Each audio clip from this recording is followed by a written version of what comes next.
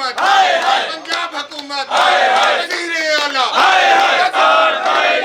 मानते साडा हक साडा हक।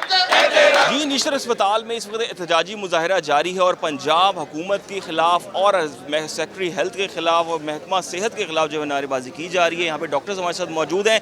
ईद से कबल जो है तनख्वाहें नहीं मिली।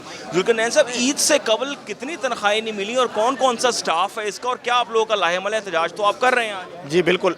निश्तर अस्पताल के डॉक्टर्स, तमाम पैरामेडिक्स, नर्सेज, क्लर्क्स, जितना भी स्टाफ है, किसी एक को भी तनख्वाह नहीं मिली।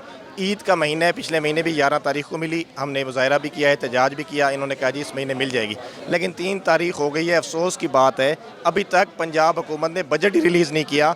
निश्तर इंतज़ामिया के पास बजट ही नहीं है। अब ये नहीं समझ आ रही कि निश्तर इंतज़ामिया की नाअहली है या पंजाब हुकूमत की नाअहली है। अलबत्ता हमने आउटडोर की भी हड़ताल की है, कल भी, आज भी, और आज पुरजोर एहतजाजी मुजाहरा भी किया है। और अगर अगले 2 दिनों में एहतजाज के बाइस फिर भी तनख्वाह ना आई तो वार्डों में, इंडोर में, ऑपरेशन थिएटर में भी डॉक्टर काम नहीं करेंगे।